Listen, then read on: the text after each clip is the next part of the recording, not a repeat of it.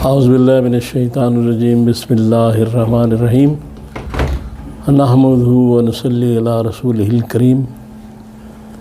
انتہائی قابل احترام سامعین و حاضرین، مجھ سے اچھے لوگوں، السلام علیکم ورحمۃ اللہ وبرکاتہ۔ وعلیکم السلام ورحمۃ اللہ وبرکاتہ۔ درود پاک پڑھ لیں۔ محمد و علی محمد۔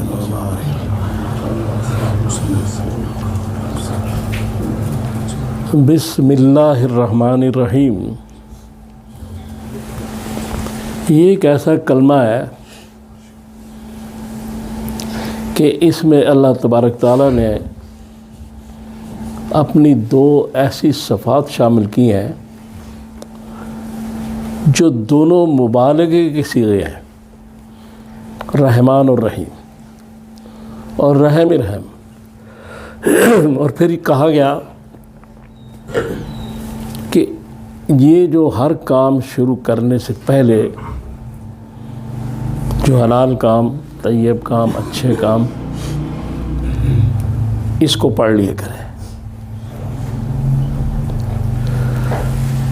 لیکن ہمارے پاس وقت اتنا نہیں ہوتا کہ بسم اللہ الرحمن الرحیم پڑھیں، تو علماء نے کہا کہ بسم اللہ ہی پڑھ لیا کریں، لیکن اتنا وقت بھی نہیں ہوتا۔ اب کھانا ہم کھاتے ہیں تو ایک مسلمان کی حیثیت سے ہمارا ایمان ایک اللہ دے رہا ہے، جو نہیں مانتا مسلمان نہیں۔ تو جو کھانا دے رہا ہے اس کا نام لے لیں، اس کے نام سے شروع کریں، چونکہ دے وہ رہا ہے۔ اس کے ساتھ بڑی برکتیں شامل ہو جائیں گی اس کھانے میں۔ ختم کرنے کے بعد اللہ کا شکر ادا کریں۔ تو ہم نے بسم اللہ چھوڑ دیے۔ بسم اللہ ہر کام سے پہلے یہ ایک اس کام کو مکمل کر دیتی ہے اور اس میں نورانیت پیدا کر دیتی ہے، ورنہ اس کے بغیر کام ادھورا اور ناقص رہ جاتا ہے۔ یہ احادیث میں چیزیں موجود ہیں۔ لہذا ایک آسان چیز ہے، بار بار رسول نے فرمایا کہ گھر میں داخل ہو بسم اللہ پڑھو، باہر نکلو بسم اللہ پڑھو، ہر کام سے پہلے بسم اللہ پڑھو۔ بہت آسان کام، ہم بھول جاتے ہیں۔ اب چیز یہ ہے کہ مفسرین نے جو اس پہ بڑی بحث کی ہے، باتیں کی ہیں۔ اب دیکھیں نا کہ ہم مفسرین یہ کہتے ہیں کہ بکرا ذبح کرتے ہیں، بکرا کھاتے ہیں، تو اس میں اللہ کا نام لیا جاتا ہے نا؟ نہیں لیا جائے گا تو وہ حرام ہو جائے گا۔ کسی اور کا نام لیا جائے غیر اللہ کا، یا نہ لیا جائے تو ختم ہو جائے گی بات۔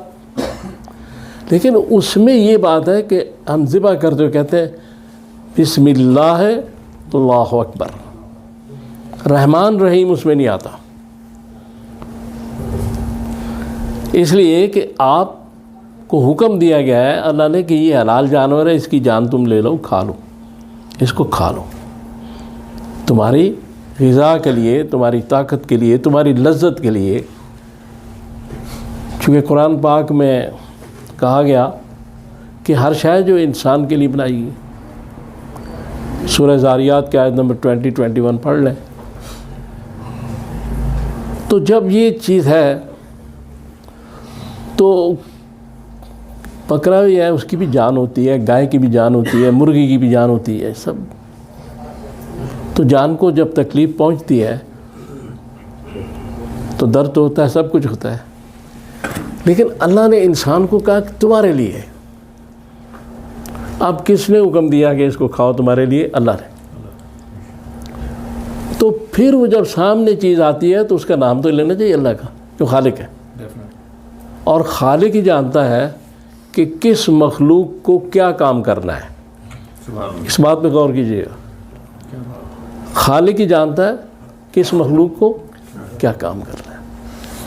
بکرے کا کام یہ ہے کہ تم نے جان دے دینی، تو انسان کا کام کیا ہے؟ بسم اللہ پڑھ لی، سب کچھ کھانا بھی ہو گیا.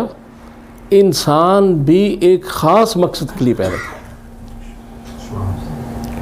جب بکرے کا مقصد تخلیق یہ ہے کہ یا گائے کا یا گوشت وغیرہ جو بھی سبزی آپ کھاتے ہیں کہ انسان کو زندہ رکھے، تو انسان کا جو مقصد تخلیق ہے وہ اس سے بہت اونچا ہے. وما خلقت الجن والانس الا لیعبدون. کہ اللہ تعالیٰ فرماتے ہیں کہ انسان اور جن کو ہم نے اپنی عبادت کے سوا کسی کام کے لیے نہیں پیدا کیا. تو اس کا مقصد یہ ہے کہ بکرا تو اپنا کام سمجھ رہا ہے، جانور ہے. گائے اپنا کام سمجھ رہی ہے. ساری چیزیں جو اللہ تبارک تعالیٰ کے ماتحت کام کر رہی ہیں اپنا کام سمجھ رہی ہیں. اشرف المخلوقات اپنا کام کیوں نہیں سمجھ رہا؟ جو ساری مخلوقات سے اشرف بنایا گیا ہے اس کی سمجھ میں یہ بات کیوں نہیں آ رہی کہ میں نے ہر وقت اللہ کو یاد رکھنا ہے، کیونکہ مجھے اس سے محبت ہے. جس سے محبت ہو اس کا ہر جگہ نام لیا جاتا ہے. رسول اللہ صلی اللہ علیہ وسلم سے محبت ہے، درود شریف پڑھیں. تو اللہ سے محبت کا تقاضا یہ ہے کہ اس کا نام لیا جائے. جب بھی آپ کوئی کام شروع کر رہے ہیں تو اس کو یاد کریں، اپنے مالک کو، اس کا نام لیں. پھر اس میں برکتیں، اس میں نور، اس میں ظاہری طور پر یہ بسم اللہ الرحمن الرحیم پڑھنا الفاظ نہیں ہے، صرف یہ کوئی منتر جنتر نہیں ہے، بلکہ اس کے اندر ایک نورانیت ہے. آپ کر کے دیکھیں، آپ کے رزق میں نورانیت آ جائے گی، ہر جگہ آ جائے گی. کیوں؟ اس لیے کہ آپ کو پتہ ہے اور آپ کو پتہ ہوگا کہ پانی کیسے بنتا ہے، کیسے عمل ہوتا ہے. وہ تبخیر ہوتی ہے، ساری ہوائیں جاتی ہیں، پھر بارش ہوتی ہے، پھر گلیشیئر بنتے ہیں، پھر برف پڑتی ہے، پھر وہ بارش کے چشموں سے پانی آتا ہے. تو ایک پروسیس ہے نا، اس کے ذریعے پانی بنایا اللہ نے. یہ کمال ربوبیت ہے نا کہ اپنے بندوں کے لیے کیسا پانی صاف ستھرا بنایا. اب وہ پانی جب آپ پیتے ہیں تو پھر بسم اللہ پڑھنا چاہیے. چاول کہاں پکے، کہاں بنے، کس نے بیجے، کیسے ہوئے، کیسے وہ اوپر آئے، تو ان کو کھاتے ہوئے مالک کو یاد نہیں کرنا چاہیے. کیونکہ اس کام کے لیے ہم پیدا ہوئے ہیں. جب آپ ہر وقت اس کو یاد رکھیں گے تو میرا اور آپ کا ہر لمحہ عبادت بن جائے گا. وما خلقت الجن والانس الا لیعبدون. ہر لمحے یاد رکھنا ہے. صرف مسجد میں نہیں ہے کہ نماز پڑھ لی بات ختم ہو گئی، اس کے بعد بھی ان کو یاد رکھنا ہے. اقیم الصلاۃ کا مقصد یہ ہے کہ ہر وقت اس نماز کو قائم رکھنا جو تم نے مسجد میں پڑھی ہے، جو تم نے اللہ کے سامنے پڑھی ہے، ان باتوں پر قائم رہنا ہر وقت. اب جب یہ سارا مسئلہ آپ دیکھیں، پھر اس کے بعد اللہ تعالیٰ نے جو بھی چیزیں انسان کے لیے بنائی، کیسی کیسی چیزیں، اور پھر قرآن میں کہا کہ ہر شے انسان کے لیے بنائی گئی. تو یہ جو پانی بنتا ہے اس کا عمل بھی آپ کے سامنے ہے. اس کے بعد دوسری چیزیں بنتی ہیں. سارے سائنس اب اتنی ترقی کر چکی ہے، میڈیکل سائنس، وہ سب بتا رہے ہیں کہ کس طرح چیزیں بن رہی ہیں. انسان جو ہے یہ اس کے اندر سورہ ذاریات میں جو بات کی گئی ہے نا، اس میں یہ کہا گیا ہے کہ آپ اس بات پر یقین کر لو ہماری نشانیوں پر، اور ایک نشانی تم خود ہو. انسان کی ذات وہ کس لیے نشانی ہے کہ انسان کے اندر، ڈاکٹرز وغیرہ سے پوچھیں، ایک پوری کائنات ہے انسان کے اندر، ایک عام آدمی کے اندر. اور سائنس یہ کہتی ہے کہ میرے اور آپ کے اندر جو یہ آرٹریز اور وینز اس وقت مجھے اردو کا لفظ یاد نہیں آ رہا. یہ جتنی بھی ہیں نبض ہے. ہاں یہ جتنی بھی چیز نالیاں خون کی ہیں وہ ان کو اگر پھیلا دیا جائے, سائنس کہہ رہی ہے دنیا کے دنیا کو 3 دفعہ اپنی لپیٹ میں لے سکتی ایک انسان کے اندر. کائنات موجود ہے کہ نہیں؟ کیا بات. کیا یہ ہم ہی ایک نشانی کافی نہیں ہے؟ کسی اور معجزے کی ضرورت ہے؟ تو جب ہم یہ ساری باتیں سمجھتے ہیں پھر بھول کے جاتے ہیں.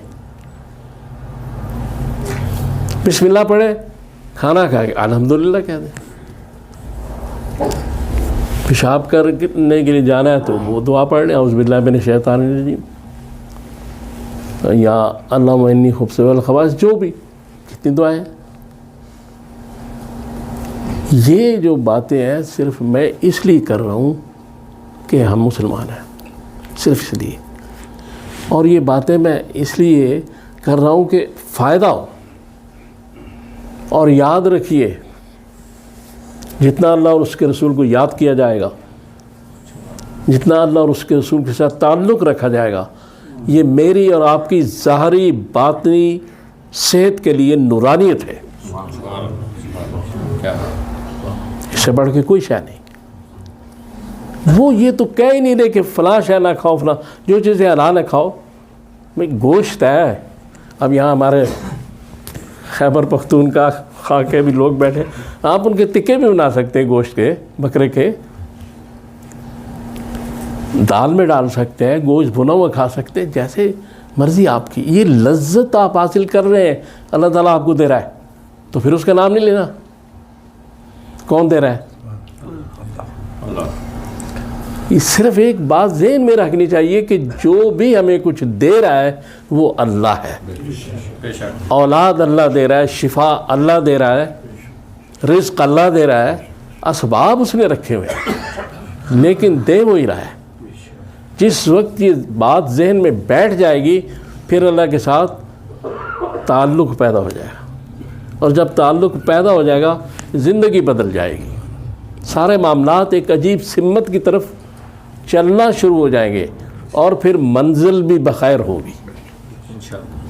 تو اللہ تعالیٰ سے دعا کریں کہ اللہ تعالیٰ مجھے اور آپ کو توفیق دے کہ میں نے جو باتیں کی ہیں ہم پہ عمل کر سکیں. وَأُفَوِّضُ أَمْرِي إِلَى اللَّهِ إِنَّ اللَّهَ بَصِيرٌ بِالْعِبَادِ. صلی اللہ